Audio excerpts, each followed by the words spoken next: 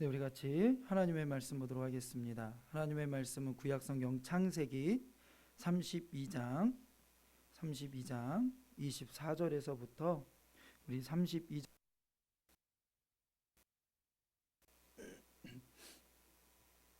하나님 말씀은 구약성경 창세기 32장 24절에 32절까지 함께 교독합니다. 제가 먼저 읽도록 하겠습니다. 야곱은 홀로 남았더니 어떤 사람이 날이 새도록 야곱과 씨름하다가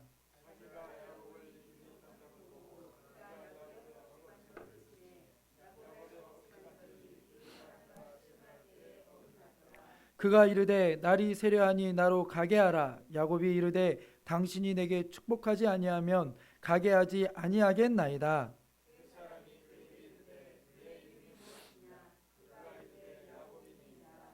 그가 이르되 내 이름을 다시는 야곱이라 부를 것이 아니요 이스라엘이라 부를 것이니 이는 내가 하나님과 및 사람과 겨루어 이겼음이니라.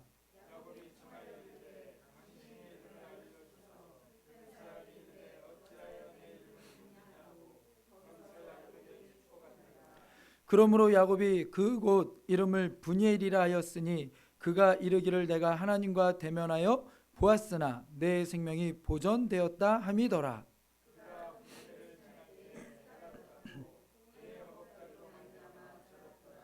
함께 읽겠습니다. 그 사람이 야곱의 허벅지 관절에 있는 둔부의 힘줄을 쳤으므로 이스라엘 사람들이 지금까지 허벅지 관절에 있는 둔부의 힘줄을 먹지 아니하더라. 아멘. 네, 오늘도 벌써 금요일이 되었네요. 한 주간도 참 고생하셨습니다. 우리 옆 사람하고 인사할까요? 한 주간도 애쓰셨습니다. 네, 이렇게 여러분들을 본지 이렇게 한 주 됐네요. 그죠? 한 주 됐는데 참 정이 많이 가는 것 같아요. 그죠? 저만 그런가요? 예, 이렇게 볼 때마다 이렇게 뵐 때마다 참으로 감사하고 또 여러 모양으로 헌신하고 수고해 주시고 또 섬겨 주신 그 손길에 다시 한번 이렇게 선교팀을 대신해서 이렇게 감사의 마음을 전합니다. 네, 보통 이런 박수 한번 치던데요. 네. 네, 정말로 감사합니다. 이게 사실 쉽지 않은 상황들이고 또 다들 이민 사회가 바쁘게 이렇게 살아가는 상황들 속에 있는데 그럼에도 불구하고 또 특별히 시간을 내시고 또 여러 모양으로 헌신해 주시고 또 섬겨 주시는 모습에 진심으로 감사를 드립니다. 저희가 계속해서 저희도 기도함으로 동역하고 기도로 이렇게 섬기며 나가도록 하겠습니다. 네, 우리 오늘 다시 한번 또 옆 사람 인사하겠습니다. 우리 수요일 날 인사 있죠? 기억나세요? 네, 복덩어리. 복덩어리 오늘도 잘 오셨습니다. 아멘. 예, 오늘도 여러분이 복덩어리 되길 간절히 소원합니다. 아멘. 여러분, 금이환향이라는 말 들어보셨나요? 금이환향. 이렇게 어르신들은 많이 들어보셨을 거예요. 그리고 특히 이민 이렇게 오신 분들은 또 많은 분들이 소원하는 것 중에 하나가 뭡니까? 금이환향. 금이환향이란 말은 비단금, 옷이 돌아올 환, 그 다음에 시골향. 그래서 시골에 돌아갈 때 비단 옷 입고 간다. 뭐 이런 그 풀이하면 그대로인데 그 의미는 성공해서 고향의 멋진 모습으로 돌아간다. 뭐 이런 이야기입니다. 그래서 고향을 떠나오고 타지에서 생활하는 많은 분들이 특별히 또 이렇게 이민 와서 또 때로는 여러 가지 모양으로 타향살이 하다가 이렇게 하시는 분들은 은연중에나 여러 가지 마음 깊숙한 곳에 내가 고향으로 돌아갈 때는 그런 모습으로 성공된 모습으로 이렇게 돌아가기를 소원하는 모습들이 이렇게 있는 것들을 보게 됩니다. 여러분 안에 그런 또 축복이 있기를 간절히 소원합니다. 별로 안 원하시나 봐요. 그렇게 되길 축복합니다. 아멘. 믿음은 선포에서 시작되어져요. 입으로 시인하고 고백하고 선포하는 거예요. 안 믿긴다 할지라도 그게 믿음이에요. 믿고 이해가 돼서 가는 거는 믿음이 아니에요. 왜? 당연한 거죠.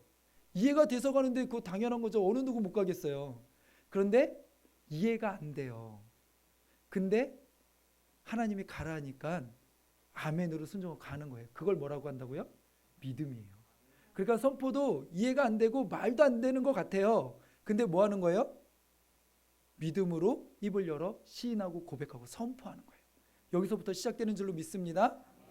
네, 여러분 안에도 금이환향의 멋진 축복의 은혜가 열릴 줄로 믿습니다. 아멘. 네, 그런 놀라운 은혜가 임하기를 원합니다. 오늘 본문에 보면 그렇게 금이 환영하는 모습에 한 사람이 등장합니다. 누굽니까? 야곱. 우리가 지난 수요일 날 들었던 설교와 좀 지난 수요일이 아니죠. 바로 이틀 전에 들었던 바로 그 설교와 좀 연결되어지는 부분입니다. 야곱이 이제는 삼촌 라반의 집으로 떠나갑니다. 그때 하나님이 야곱에게 약속하신 것이 있습니다. 네가 다시 이 땅으로 돌아올 것이다. 반드시 돌아올 거야. 그랬는데 정말로 오늘 본문에 보니까 야곱이 거의 20년이 지나서 이제는 돌아옵니다. 그 본문이 오늘 읽었던 이 성경 32장에 소개가 되어지고 있습니다. 그런데 돌아오는 모습이 심상치 않습니다. 떠나갈 때는 홀연단신으로 혼자서 그 길을 갔어요. 그런데 이제는 20년이 지난 후에 돌아오는 모습을 보니까 큰 때를 이루었어요. 가족만 해도 아내만 해도 몇 명이에요? 4명이나 됩니다. 그리고 자녀도 11명이나 됩니다. 그리고 그가 소유한 온갖 짐승과 떼와 종들이 너무나도 많습니다. 그러니까 과간이겠죠. 그 장면을 한번 여러분 그림을 그려보세요. 벌써 식구만 해도 엄청납니다. 13명입니다.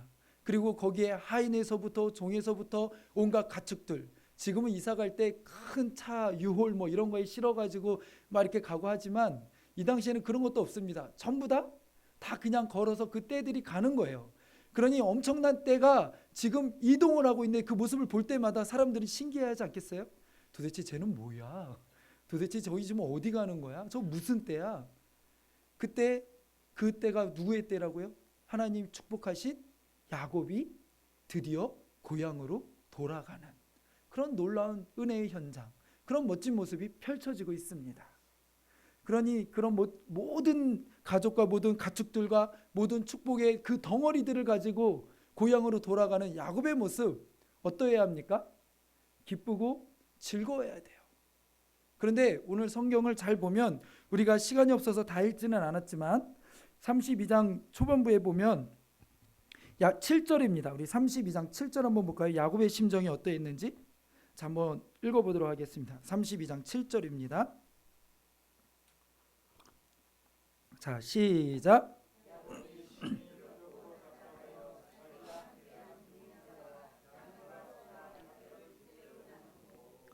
예, 야곱의 마음이 어땠대요? 심히 두렵고 답답하여.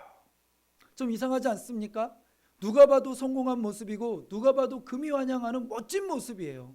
누가 봐도 거부가 되어서 정말로 부러워할 만큼의 모습의 모양을 가지고 고향으로 돌아갑니다. 그런데 야곱의 마음은 지금 심히 두렵고 떨린대요. 도대체 무슨 일 때문에 그럴까요? 우리 6절에 그 이유가 소개되어지고 있습니다. 자, 우리 6절을 한번 함께 읽겠습니다. 자, 시작.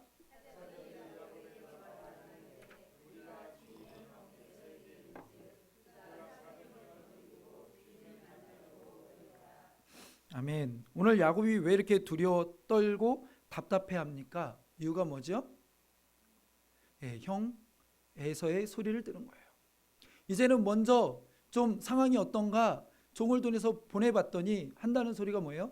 형 에서가 400명의 사람을 데리고 이제는 오고 있다라는 소식을 듣습니다.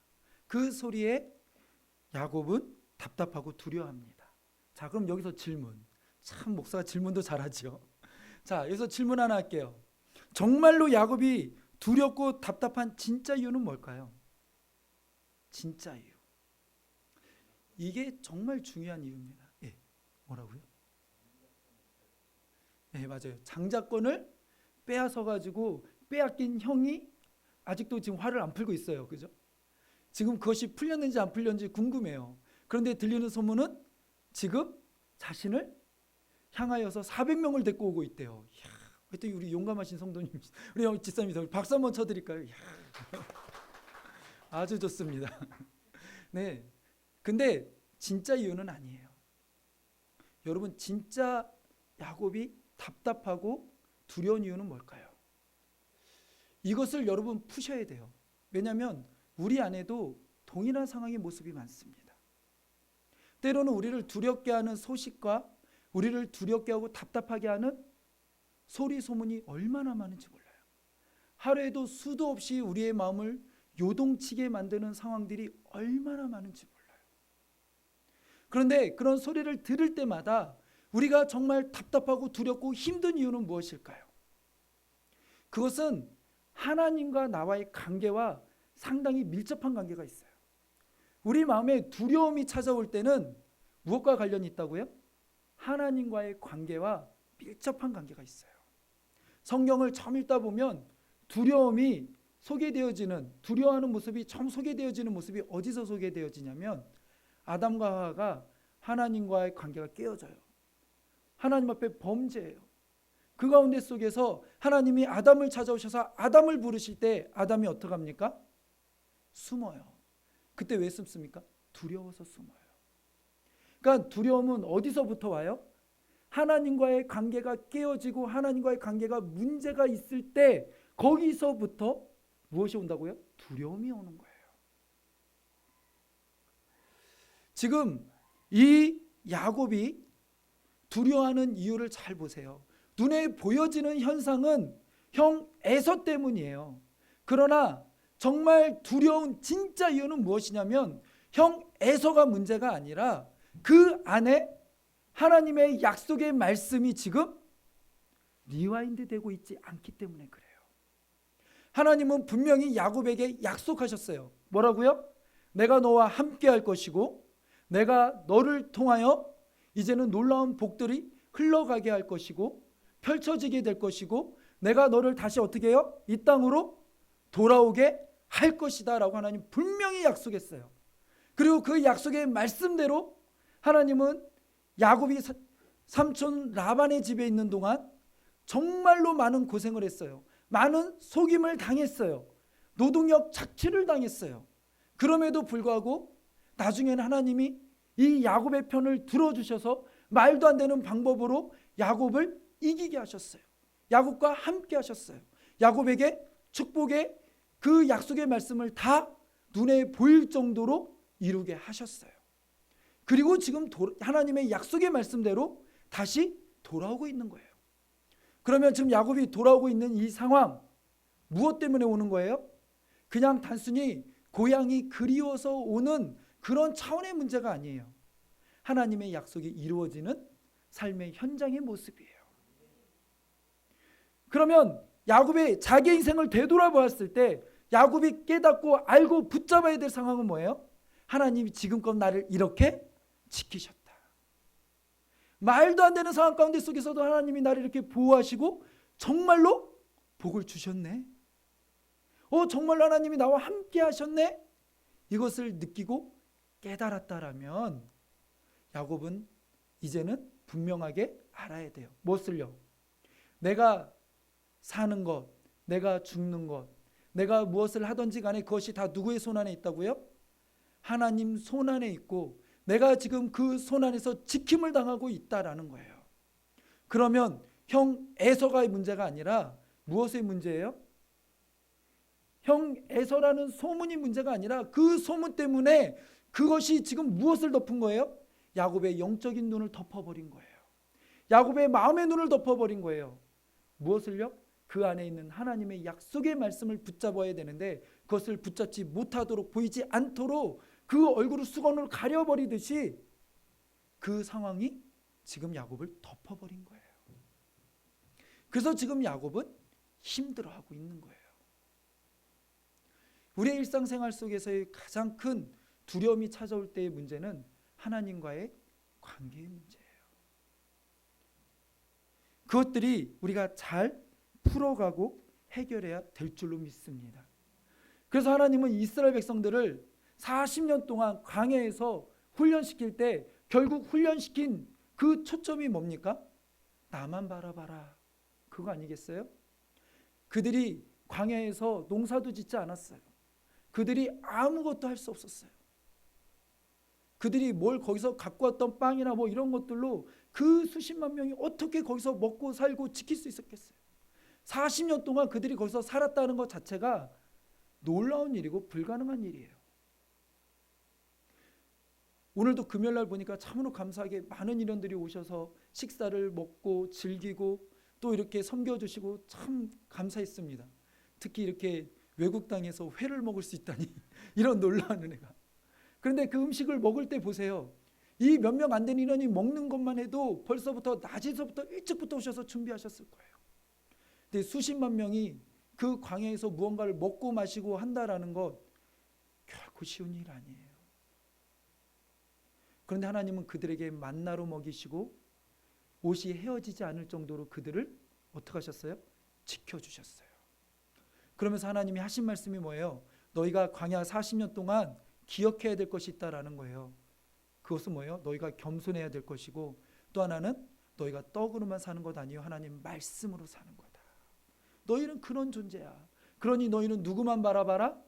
나만 바라봐라. 그 40년 동안 하나님이 훈련시킨 건 단 하나예요. 나만 바라봐. 상황이 어떠하든지 간에 그 상황이 너를 어떻게 하지 못해. 정말 너를 어떻게 하는 거는 너의 마음에 하나님의 약속을 놓친 그 마음이 너를 힘들게 하는 거지, 너를 두렵게 하는 거지, 너의 마음을 요동치게 하는 거지, 환경이 너를 요동치게 하는 게 아니야. 그러니 너의 마음을 지켜라. 무릇 지킬 만한 것 중에 무엇을 지키라고요?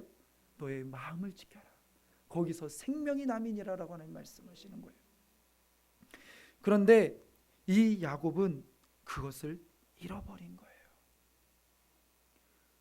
그것을 잃어버린 거예요. 누구 때문에요? 자기를 치러오는 형 에사 때문에. 그래서 야곱은 힘든 거예요. 그런데 오늘 성경을 읽다 보면 때로는 야곱이 그것을 아예 잊어버린 것 같지는 않아요. 왜냐하면 야곱의 기도를, 야곱이 또 그 뒤에 계속해서 이렇게 하는 걸 보면, 우리 성경을 한번 더 읽어보겠습니다. 우리 9절부터 11절까지 한번 읽어보도록 하겠습니다. 자, 9절부터 12절까지 한번 읽어보도록 하겠습니다. 자, 시작.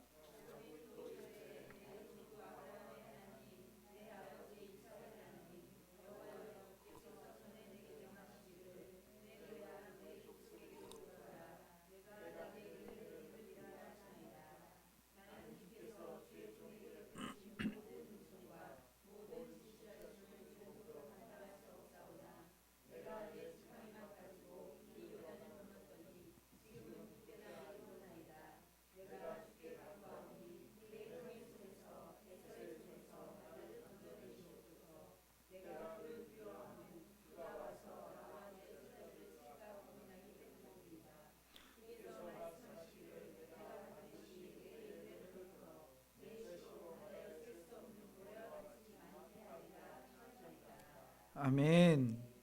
자, 오늘 9절부터 12절을 우리가 읽었는데, 이거를 보면 야곱이 얼핏 보면 그래도 하나님이 한 약속을 기억은 하고 있는 것 같아요. 그죠? 기억은 하고 있는 것 같아요. 하나님 나 이렇게 돌아오게 하신다며요. 하나님 이렇게 붙잡아 주신다며요. 지켜주신다며요. 그 다음에 모래의 때와 같이 많게 하신다며요 라고 말해요. 근데 중요한 것은 그 다음에 이어지는 야곱의 행동이에요. 야곱은 하나님 나 지켜주신다며요 라고 얘기해요. 그런데 그 다음에 야곱이 하는 행동을 가만 보면 어떻게 행동합니까? 13절부터 해서 계속해서 보면 야곱이 이제는 자기 가족의 떼를 나누기 시작해요. 그리고 나서 그 떼별로 보내기 시작합니다. 왜 그렇게 보내요? 혹여라도 형 에서가 치면 반타작이라도 하려고. 다 잃어버릴 수는 없잖아요. 반타작이라도 하려고. 그러고서는 이렇게 보냅니다. 그런데요, 정말 여기서의 문제는 뭔지 아세요? 말 따로 행동 따로라는 거예요. 말은요, 하나님이 나 지켜주신다며요. 하나님 은혜를 베풀어 주신다며요. 하나님 모래와 같이 많게 하신다는 그 약속의 말씀을 하셨잖아요. 지켜주세요 해놓고선 정말 치졸하게 하는 행동은 뭐냐면 가족들을 다 뿔뿔이해서 따로따로 보내요. 그리고 나서 정말 더 치졸한 거는 자신만 거기 남아요. 자기 가족들은 다 어떻게 되든지 간에 자기 혼자 거기 남아 있다고요. 마치 애굽에서 자기 아내를 자기 목숨을 구하기 위해 내 누이 동생이라고 이야기하는 그런 아브람과 같이 정말 해서는 안 될 그런 행동들을 해요. 그러니까 말과 행동이 정말 다른 모습으로 지금 야곱이 펼쳐지고 있는 거예요. 근데 그것이 오늘날 우리가 야곱에 대해서 뭐라고 할 수 있습니까? 아니요. 엄밀하게 되돌아보면 우리 모습이 이런 모습이잖아요. 하나님 앞에 입으로는 다 하잖아요. 그죠? 하나님 내가요 이렇게, 하나님 이것만 내가 해결해 주시면 이번에는 내가 이렇게 하겠습니다. 하나님 이 기도만 들어주시면, 이 고비만 넘기면. 그런데 우리는 막상 보면 내가 생각해서 될 만한 것들에 대해서는 그래도 요거는 될 만해 라고 하면 열심히 기도합니다. 왜요? 될 만하거든요. 안 될 만한 거에 대해서는 어떻게 해요? 에이, 미래 괜히 나중에 상처 입지 말고 아예 하지도 않아요. 우리는 때로는 말과 행동이 너무나 달라요. 아유, 사랑해 라고 말하면 어떻게 해요? 정말 사랑을 줘야 사랑하는 거잖아요. 사랑이 안 되면 맨날 지나가다 툭툭 쳐요. 사랑해 푹, 사랑해 푹, 이렇게 사랑하는 겁니까? 그렇지 않죠. 말과 행동이 같아야 돼요. 근데 지금 야곱은 너무나도 다른 이중적인 모습들 가운데 있다라는 거죠. 참으로 안타까운 모습이에요. 안타까운 모습이에요. 오늘 우리 안에 정말 필요한 것은 무엇이냐면 하나님을 온전히 100% 믿어드리는 그런 믿음의 순종이 필요한 거예요. 여러분, 믿음은요 all or nothing이에요. all or nothing. 무슨 말이냐면 믿음은 전부 아니면요 아무것도 아닌 거예요. 왜 그런지 아세요? 믿음은 하나님과 나와의 관계 속에서 나오는 거예요. 맞죠? 믿음은 하나님과 나와의 관계의 문제예요. 관계. 하나님과의 관계의 문제라고요. 근데 하나님과 나와의 관계는 인격적인 관계세요. 그래서 하나님이 우리를 뭐라고 얘기하세요? 때로는 거룩한 신부로 우리를 비유하세요. 그런데 여러분 생각을 해보세요. 너무 이렇게 어려워하시니까 쉽게 설명을 드릴게요. 자, 내 남편, 내 아내가 있습니다. 그죠? 근데 내 아내가 때로는 내 남편이 저에게 이렇게 얘기합니다. 여보, 오늘 보니까 자네 참 예뻐요. 참 멋있어요. 그래서 제가 당신을 90% 사랑해요. 난 당신을 90% 믿어요. 그런데요, 보니까 요리는 별로 못하네요. 보니까 옆집 그 아가씨가 보니까 요리는 잘하는 것 같아요. 옆집 아가씨가 한 10% 정도 땡기려고 그래. 이 소리를 들었어요. 그 소리를 듣고 와, 우리 남편이 나 90% 좋아한대. 우리 아내가 나 90% 멋지대. 이 소리 듣고 좋아할 사람 있습니까? 기분 확 잡히죠? 이거 듣고 좋아하는 사람이 이상한 사람이에요. 당연히 기분 나빠요. 아니 95%도 기분 나빠요. 아니 99%도 기분 나빠요. 왜요? 내 아내, 내 남편은 나와 사랑의 관계이고 인격적인 관계이고 서로 한 사람만을 바라봐야 되는 관계예요. 그 관계에서는 all or nothing, 전부 아니면 아무것도 아닌 거예요. 그런데 남편과 아내에게 난 99% 자네 사랑해요. 그럼 나머지 1%는 뭔데? 그 1%는 어디 있는데? 그것까지도 전부 다 하나님은 원하신다라는 거예요. 하나님이 너무하신다고요? 그런 것 같으세요? 아니요. 사랑하기 때문에 그래요. 우리와 아무런 관계가 없으면요 요구하지도 않아요. 이해가 되세요? 하나님은 질투하시는 하나님이라고 얘기하세요. 왜 질투하세요? 사랑하니까. 옆에 멋진 남녀가 지나가요. 보기 좋아요. 그런데 내 아내, 내 남편이 그렇게 다른 여자, 다른 남자가 그러고 지나간다고 보세요. 여러분 마음 어떠겠어요? 아, 보기 좋다. 정신 나간 거예요. 질투가 나요. 왜요? 사랑하니까. 그 사람은 누구에게 속했으니까? 나에게 속한 사람이니까. 그렇기 때문에 all or nothing이에요. 믿음과 사랑, 주님과의 관계는요 전부 아니면요 아무것도 아닌 거예요. 그런데 우리는 자꾸 우리의 마음을 나누려고 그래요. 주님 잠깐만요. 이 부분까지는 내가 인정할게요. 이 부분은요 중립지대입니다. 제 기분이 좋거나 믿음이 들어오면 요거까지는 인정해 드리고요. 제가 좀 기분 안 좋고요. 좀 시험 들고 이러려면 이거까지 좀 다시 여기로 갈 수 있어요. 뺄 수 있어요. 하나님. 요거는 절대 건드리시면 안 돼요. 나름대로 우리는 우리의 삶을 자꾸 이분화시키고 쪼개고 자꾸 그렇게 나눠 놓으려고 그래요. 근데 하나님은 뭐라고요? 삶 전체를 받기를 원하세요. 우리의 삶의 전부를 그대로 드려지기를 원하고 우리의 삶 전체를 하나님을 향하여 고백하기를 원하세요. 그리고 그 고백이 단순히 말이나 입으로 끝나는 것이 아니라 우리의 삶 전체가 다 하나님을 향하여 그렇게 나아가기를 하나님은 원하고 계신다라는 사실이에요. 자, 여러분 우리 이 시간 하나님을 향하여 고백해 볼까요? 하나님 사랑합니다. 자, 시작. 다시 한번, 자, 우리 다시 한번 하나님을 향하여, 우리 하늘을 향하여 우리 한번 고백해 볼까요? 자, 시작. 아멘. 아멘. 여러분 기억하세요. 하나님과의 관계에서 100% 아니면 나머지는 다 뭐라고요?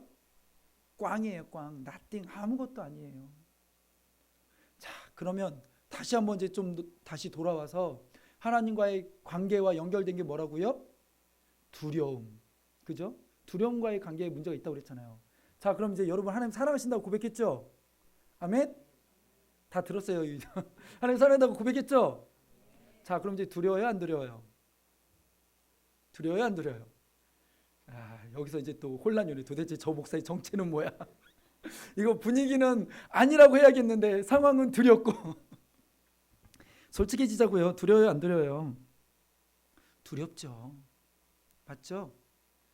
두려워요. 뭘 자꾸 또 무슨 말을 하려고? 아니에요, 맞아요, 두려워요. 자, 보세요. 우리 안에 근심, 걱정, 염려가 수십 대대로 밀려와요. 그죠? 두려워요. 사실 저에게 두려워요, 안 두려워요 물어보면 저는 뭐라고 대답할까요? 두려워요. 상황이 두려워요. 그럼 목사님 아까 두려움은 믿음하고 관계 있다며요. 자, 이제 여기서 중요한 갈림길이 서는 거예요. 하나님을 믿는 사람과 믿지 않는 사람, 어느 누구나 우리 인생사에는 두려움이 와요. 힘든 상황이 와요. 어떻게 할 수 없는 그런 여러 가지 환경에 눈물 없이 살 수 없는 게 우리 인생이라고 어느 누구나 힘든 상황이 와요. 그런데 여기서 중요한 것은 하나님을 믿는 사람과 믿지 않는 사람의 차이가 나는 거예요. 믿지 않는 사람은 어떻게든 자기 힘으로 아둥바둥 해봐요. 그러나 그래도 결국은 험한 인생으로 끝나는 거예요. 조금 잘 되는 것 같지만 결국은 험한 인생으로 끝나요. 그러나 하나님을 믿는 사람들에게는 결국 그것이 어떻게 바뀌게 되어집니까? 하나님을 붙잡는 믿음을 가지고 나아가면서 그 두려움을 어떻게 해요? 떨쳐버릴 수 있는 거예요. 두려움이 오는 것 자체는 당연한 거예요. 문제는 뭐의 문제냐면 이 두려움을 그대로 붙잡고 있느냐, 아니면 이 두려움을 몰아내고 하나님의 은혜로 이것들을 채우며 몰아내며 하나님의 약속의 말씀을 붙잡고 있느냐의 차이. 여러분 많이 들어보셨을 거예요. 이 물 안에 물이 있습니다. 근데 물을 제가 마시면 물이 줍니다. 그만큼 뭐가 채워지죠? 공기가 채워져요. 공기가. 이 안에 있는 공기를 빼는 방법은 너무나 간단해요. 뭐 하면 돼요? 물을 갖다 집어넣으면 돼요. 뭘 얘기하려고 하냐면 두려움은 우리에게 수시로 물려와요. 그런데 그 두려움을 이기는 방법, 몰아내는 방법은 뭐냐면 우리 안에 하나님의 약속의 말씀을 붙잡는 거예요. 그리고 하나님의 은혜를 기억하는 거예요. 여러분 꼭 기억하세요. 여러분 기억하기도 참 좋아요. 왜요? 함께하는 교회 뭐가 함께해요? 정말 모르시는 거 아니죠? 여기 간판에 막 다 붙어 있는데 여러분 기억하기 너무 좋다니까요. 벌써 이름이 뭐가 함께한다고요? 아멘. 하나님의 약속이 함께하는 교회예요. 아멘. 하나님의 약속이 함께하는 것이 여러분의 삶이에요. 그렇게 함께하며 나아갈 때 여러분 안에 뭐가 떠나간다고요?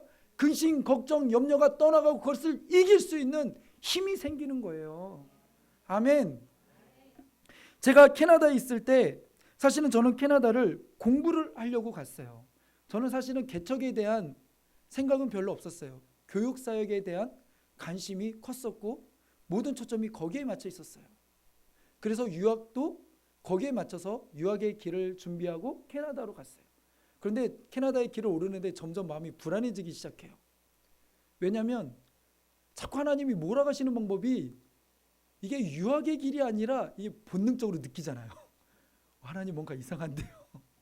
유학의 길이 열리는 게 아니라 자꾸 사역의 길이 열리고 자꾸 성도들의 눈물을 보게 하고 성도들의 아픔을 보게 하고 일반 성도들의 삶을 자꾸 살게 하셔요. 그때부터 불안해지기 시작했어요. 에이, 하나님 이거 아니죠. 하나님 이거 아니지요. 근데 하나님은 계속 웃으시는 것만 같아요. 더 불안해지기 시작해요. 그런데 말할 수 없는 탄식과 말할 수 없는 몰아가심으로 결국 두 손 들게 하셨어요. 그리고 영주권이 진행되어지는 모든 상황들 속에서 몇 개월만 지나면 영주권이 나오는데 한국으로 돌아가야겠다는 마음을 주셔요. 한국에 왜 돌아가요? 개척하러. 미치고 팔짝 뛸 것 같아요. 하나님, 나 처음 올 때 이거 아니었잖아요. 근데 하나님은 팔짝 뛰게 만드세요. 이제 좀 베네핏도 나오고 이제 좀 고생할 거 다 하고 이제 좀 조금 안정될 것 같고 이제 조금 되면 뭔가 다 풀릴 것 같은데, 근데 하나님은 그거 아니라는 거예요. 계속 그거 아니라는 거예요. 계속 몰아가세요. 그래서 저도 최후로 내세울 게 있었죠. 에이, 하나님, 머리털까지 다 아시는 분이 제 통장 잔고 아시잖아요. 지금 한국 돌아갈 곳도 없습니다. 아니, 한국 가라 하시는데 한국 돌아갈 곳도 없습니다. 교회를 세우는 건 떠나서 한국 돌아갈 곳도 없습니다, 하나님. 근데 제가 뭘 어떻게 갑니까, 하나님? 에이, 그러지 마시고 원래대로 합시다, 하나님. 근데 하나님이 계속해서 몰아가세요. 그러고서는 이제는 결단하게 하시고 일단은 결단부터 했어요. 제가 아까 얘기했죠. 믿음은 이해가 되면 믿음이 아니라고. 이해가 안 돼요. 근데 결단했어요. 근데 결단했더니 집부터 빼시더라고요. 서블렛 아직도 계약 기간이 6개월인가 남았는데 그 서블렛을 나가기도 힘든데 바로 그날 저녁에 결정하고 집사람하고 이제 우리 한국 가야 될 것 같은데 집사람도 펄쩍 뛰죠. 거기서 고생할 거 다 하고 이제 애들도 조금 적응하고 그리고 분명히 목회 아니라고 공부한다고 그랬는데 이건 갑자기 청천벽력 같은 소리를 합니다. 미치고 펄쩍 뛸 일이죠. 그러니까 집사람도 계속 아닌 것 같아. 다시 기도해봐요. 그래, 당신도 기도해봐. 이러고선 결국은 다시 얘기하는데 집사람도 최종적으로 이제는 결단하고 하나님 앞에 결단했어요. 그랬더니 그날 저녁에 바로 정말 희한하게 저희가 이제 캐나다에서 계속 유학생들을 먹였거든요. 왜냐하면 저희도 그리워서. 사실은 말로는 그들을 위한다라고 얘기했지만 사실 저희도 외로웠던 것 같아요. 그들이 오는 것 자체만으로도 나중에 지나고 나서 보니까 위로가 되더라고요. 그러니까 처음에는 우리가 그들을 섬긴다 했지만 사실은 그들이 우리를 섬겨준 것 같았어요. 지나고 나니까 그 사실을 알았어요. 그래서 좀 외롭지 않았던 것 같아요. 그러고 나서 근데 그 유학생 중에 한 명이 어떻게 우연찮게 그냥 연락이 온 거예요. 그러더니 누가 서블렛 찾는다고 그래. 그럼 어떻게 우연찮게 얘기하다. 그래서 그날 저녁에 바로 집이 나갔어요. 그때 제 마음이 어땠을까요? 1번 기뻤어요. 2번 두려웠어요. 뭐였을 것 같으세요? 참 좋은 목사죠. 50%의 확률을 드립니다. 뭐였을까요? 솔직히 얘기하면 놀랍고 두려웠어요. 기쁜 것보다 기뻐야 되잖아요. 놀랍고 두려웠어요. 왜요? 하나는 결단하자마자 그 길을 이끌어 가신 하나님이 놀라웠고, 두려운 마음은 집은 이제 빠졌는데 아직 티켓값이 없잖아요. 티켓값이 없잖아요. 한국처럼 뭐 캐나다나 미국이나 디파짓이 이렇게 뭐 보증금이 몇천 뭐 이런 거 아니잖아요. 집 빼도 뭐 아무것도 남는 거 없잖아요. 그러니 이 미치고 펄쩍 뛸 노릇이죠. 그 두려움들. 근데 정말 놀라운 건 뭔지 아세요? 기도하면요. 기도하면 그 두려움이 싹 사라져요. 그리고 마음에 뭐가 와요? 평강이 임해요. 근데 기도를 딱 끝내고 이제 그 평강이 찾아왔어요. 기도를 끝내고 딱 일어나요. 그럼 그때 어떻게 될까요? 아유 주여, 한숨이 나요. 바로. 근데 그때 우리가 거기서 잃어버리지 말고 또 바로 해야 될 행동이 뭔지 아세요? 다시 기도하는 거예요. 언제까지요? 그 한숨이 사라지고 그 두려움이 떠나갈 때까지 뭐 하는 거예요? 기도하는 거예요. 그게 성경에서 말하는 쉬지 말고 기도하라는 의미예요. 쉬지 말고 기도하라는 의미가 밥도 먹지 말고 아무것도 하지 말고 24시간 붙어서 교회 붙어서 기도만 하는 게 아니라 우리의 마음에 두려움이 사라지지 않을 때, 어떻게 그 두려움이 사라질 때까지, 하나님의 은혜의 확신이 올 때까지 내가 내 안에 하나님의 약속의 말씀이 붙어 붙들릴 때까지, 그것이 내 마음에 깊이 뿌리 박히고 심겨질 때까지 뭐 하라고요? 기도하는 거예요. 기도의 자리에 서는 거예요. 그 자리에 벗어나면 안 돼요. 왜요? 그 자리를 벗어나면 곧바로 우리 마음에 사탄이 뒤흔들고 공격해 오거든요. 사탄이 바보가 아니거든요. 언제 우리를 공격해야 될지 정말 잘 알아요. 그래서 은혜 받고 나가는데, 문 열고 나가는데 바로 공격해 오잖아요. 집에 들어가는데 바로 공격해 오잖아요. 그러니까 우리의 마음을 잘 지켜야 된다니까요. 그런데 그렇게 기도하며 나갈 때 하나님은 뭐예요? 하나님의 평강으로 우리를 지키신다고요. 하나님의 평강으로 우리를 지키신다고요. 그렇기 때문에 여러분, 두려움에 대한 문제를 다시 한번 정리합니다. 두려움은 우리들 일상 가운데 수도 없이 찾아와요. 믿는 사람이나 안 믿는 사람이나 두려움이 오는 현장은 똑같아요. 그러나 믿는 사람과 믿지 않는 사람의 차이는 뭐예요? 우리가 기도할 수 있다라는 거예요. 하나님의 약속의 말씀이 우리 안에 있다라는 거예요. 그 약속의 말씀이 이 두려움을 이길 수 있는 성령의 검과 같은 무기라는 거예요. 그 말씀을 여러분의 심령에 굳게 새기시고 굳게 붙잡으시고 그 말씀을 붙잡고 나아가는 거예요. 그래서 여러분, 그 말씀, 여러분에게 주신 약속의 말씀이 있습니까? 자꾸 두렵고 힘듭니까? 여러분 눈에 보이는 곳에 붙이세요. 말씀 그냥 우리 교회 다니는 집이야 라고 해서 말씀을 붙여놓는 게 아니라 그 말씀을 보고 뭐 하라고요? 하나님 이렇게 하신다고 약속하셨죠. 그리고 선포하세요. 믿습니다. 믿습니다. 우리 인간은 못 믿어서 어떻게 해요? 자, 꼭꼭 뭐예요? 약속해. 그 다음에 뭐예요? 도장 찍어요. 그것도 안 돼서 그다음 뭐예요? 사인해요. 그 다음에 그것도 안 돼서 뭐예요? 복사해요. 그 다음에 뭐예요? 코팅해요. 이게 애들 장난 같지만 우리들의 본성을 너무나 잘 드러내잖아요. 우리는 믿지 못할 존재예요. 그러나 하나님은 뭐예요? 신실하시고 믿으신 분이세요. 그래서 그 하나님은 우리를 지키신다라고 말씀하세요. 보호하신다라고 말씀하세요. 그것을 야곱을 통하여 이스라엘 백성들을 통하여 하나님은 끊임없이 보여주고 계신다라는 사실이에요. 그렇기 때문에 여러분, 두려움이 여러분이 찾아올 때 여러분 뭐 할 때라고요? 기도할 때예요. 두려움이 찾아올 때 뭐 할 때예요? 말씀을 읽을 때예요. 말씀이 왜 중요하냐면요, 기도를 하다 보면요, 내 감정에 치우쳐서 행방을 찾지 못할 때가 있어요. 어떻게 기도해야 될지 모를 때가 있어요. 이 기도가 내 원하는 소원인지 하나님 뜻인지 알지 못할 때가 있어요. 그럴 때 그 방향과 중심을 잡아주는 키와 같은 게 뭔지 아세요? 하나님의 말씀이에요. 그렇기 때문에 말씀과 기도를 같이 해야 되는 거예요.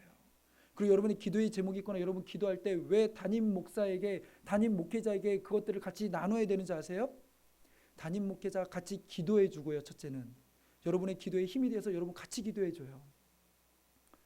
별로 안 믿으세요? 기도해 주신다니까요. 기도해요. 그 다음에 하나는 담임 목회자가 기도할 때 같이 기도하면서 말씀을 통하여 그 중심을 잡아준단 말이에요. 기준을 세워준단 말이에요. 우리는 꼭 욕심이 있어서 기도해놓고서는요, 어떻게 나중에 어떻게 해요? 분명히 이건 하나님 뜻이 아니거든요. 우리도 본능적으로 알아요. 근데 어떻게 해요? 이게 하나님의 뜻일 거야. 자꾸 합리화시키면서 자꾸 나중에는 바뀌어요. 그러면 안 돼요. 그 기준이 분명한 건 말씀의 기준이 있어야 돼요. 그 말씀을 잡아주는 게 뭐예요? 목회자예요. 목회자. 그렇기 때문에 여러분, 기도의 제목이 있거나 어려움이 있거나 고민이 있을 때 혼자 끝까지 창피해서 말하고 있는 건 정말 바보예요. 어떻게 해요? 담임 목회자와 기도하고 기도의 동역자와 함께 기도하고 말씀을 붙잡고 기도하는 거예요. 그럴 때 그 어려움과 모든 것들이 떠나가게 될 줄 믿습니다. 그게 바로 두려움을 이기는 방법이에요. 근심 걱정을 이기는 방법이에요. 그래서 예수님께서 오셔서 제자들과 이스라엘 백성들에게 뭐라고 이야기하세요? 너희는 근심하지 말라. 근심하지 말라고 했어요. 염려는 우리가 할 문제가 아니라는 거예요.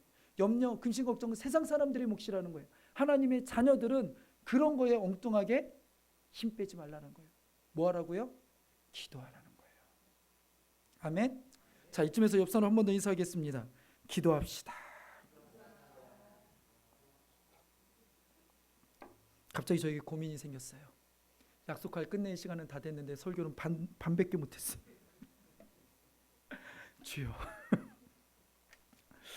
네, 그러나 제일 중요한 포인트를 여러분 잡으셨는 줄 압니다. 여러분, 근심 걱정은 우리가 떠나서 어떻게 할 문제가 아니에요. 늘 쫓아와요. 근데 어떻게 하라고요? 어떻게 하라고요? 처음부터 다시 할 뻔했습니다. 설교. 여러분 어떻게 하라고요? 여러분 기도하시기 바랍니다. 여러분 기도하세요. 근데 기도할 때 무엇을 붙잡고요? 말씀을 붙잡고. 그 다음에 누구 와요? 여러분의 기도의 동역자와 또 여러분의 담임 목사님과 함께 기도하는 거예요. 함께 하는 거예요. 함께. 그래서 교회 이름 너무 좋잖아요. 어떤 교회요? 함께하는 교회. 아멘. 너무 좋아요. 함께하는 교회. 저희도 함께하는 교회예요.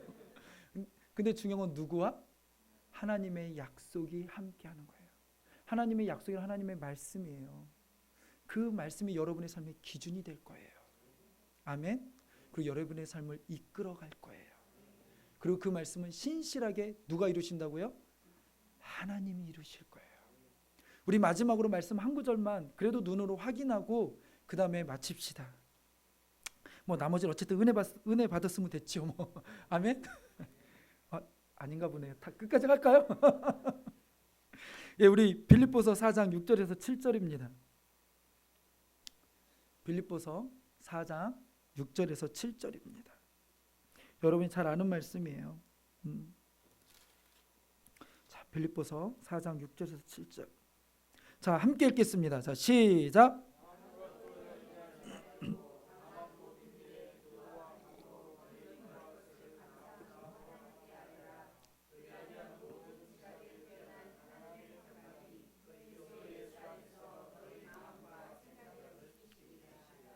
아멘.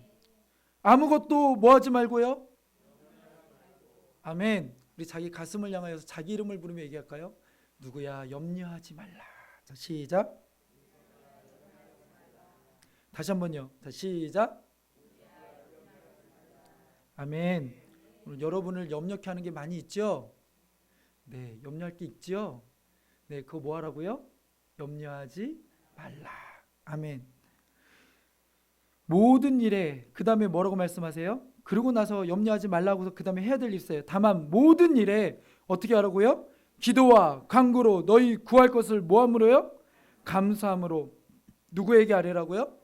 하나님께 아뢰라고요. 하나님께 아뢰세요.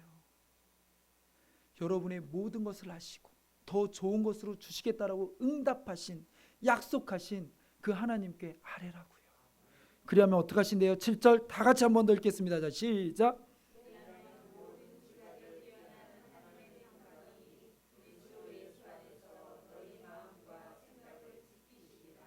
아멘. 그리하면 모든 지각에 뛰어난 하나님의 평강이 그리스도 예수 안에서 너희 마음과 생각을 뭐 하시리라? 지키시리라. 제가 잘 쓰는 표현이 하나 있어요. 내가 하면 에게게 요 정도예요. 뭐라고요? 내가 애쓰고 내가 아무리 노력하고 내가 발버둥 쳐도요. 아무리 잘 돼도 어떻게 된다고요? 에게게 요 정도예요. 이해가 되시죠? 아이들이 아무리 그 조그만 사탕을 아무리 뭘 지으려고 해도 아무리 지어봤자 에게게 요 정도예요. 그런데요. 하나님이 하시면요. 아무리 작은 스케일로 하나님이 슉 하셔도요. 어떻게 해요? 와장창이에요. 와장창. 아멘? 네, 아멘이에요. 하나님이 하시면 하나님의 스케일은 다르다니까요. 하나님이 하시면 안 되는 게 없어요. 하나님이 하시면 불가능이 없어요. 하나님이 하시면 그 문을 여실 줄로 믿습니다. 막힌 문들을 여실 줄로 믿습니다. 결론만 내리고 여러분 마무리할게요. 여러분 야곱은요. 결국은 말과 행동이 온전하게 하나님을 100% 신뢰하지 못했어요. 그래서 하나님은 그 인생 가운데 결국은 다시 찾아오신 거예요. 도저히 안 돼서 찾아오셔서 야곱과 씨름하면서 야곱을 복종시키고 야곱을 철저하게 깨부시면서 그 가운데 속에서 환도뼈를 치기까지 하시면서 하나님이 야곱에게 요구하신 게 뭐예요? 결국은 네 인간적인 방법 다 버리고 네 생각 다 버리고 누구만? 제발 나 좀 바라보고 와라. 제발 내가 이끄는 대로 와라. 제발 나를 붙잡고 와라 라고 하나님 말씀하시는 거예요. 하나님의 요구는 단 한 가지예요. 그 너의 모든 주도권을 나에게 놓고 나에게 맡기고 와. 그러면 그 모든 것들 다 누가 하시겠다고요? 하나님이 하신다고요. 근데 하나님이 어떻게 하실까요? 하나님 어떻게 하실까요? 자, 이게 중요하죠. 하나님 어떻게 하실까요? 우리는 이러면 뭔가 놀라운 일들을 기대합니다. 갑자기 천불짜리 뭔가 이렇게 내가 페이할 것이 막 청구서가 팍팍 날라와요. 주여 이 염려에서 막 이렇게 있더니 하나님이 갑자기 천불짜리 띵동 하고 갑자기 생각지도 않았던 2천만 원이 퓨. 우리는 늘 이런 것들에 대한 이야기를 많이 듣고 간증을 많이 들어서 늘 그렇게 하나님이 역사하시고 그렇게 역사 안 하시면 어떻게 해요? 하나님 나 안 사랑하시나? 저 사람은 이렇게 생각합니다. 그러나 하나님이 일하시면 그렇게 일하시는 게 더 특별한 거예요. 하나님 오늘 야곱에게 어떻게 일하셨어요? 야곱을 그렇게 만지셨어요. 그러고 나서 야곱이 어떻게 됐는지 아세요? 야곱이 그 다음날 형을 만나러 가요. 그런데 상황이 바뀌었어요? 안 바뀌었어요? 상황이 바뀌었어요? 안 바뀌었죠. 형 그대로 형이 지금 400명 데리고 왔잖아요. 갑자기 상황이 바뀌어서 그 다음날 동 틀 때 딱 동이 트면서 번개가 치면서 우박이 치면서 400명을 다 두두두둑 해가지고 다 쓰러뜨리고 형 하나 딱 있는데 하나님이 천사가 나타나서 꽁꽁 묶어놓고 꼼짝도 못하게 그 앞에 딱 데려다 놓고 하면 얼마나 마음이 든든하고 편하겠어요. 그런데 상황은 어때요? 똑같아요. 상황은 바뀐 게 하나도 없어요. 그런데 바뀐 게 있다면 뭐가 바뀐 줄 아세요? 그 야곱의 마음이 바뀌었어요. 전에는 그 상황이 두려움이었어요. 뭐 할 만큼이요? 죽을 만큼 두려움이었어요. 죽을 만큼 고통스러웠어요. 그런데 이제는 그 고통 속에서 무엇을 봐요? 하나님의 일하심을 봐요. 그래서 야곱이 뭐라고 그래요? 분이엘이라 하잖아요.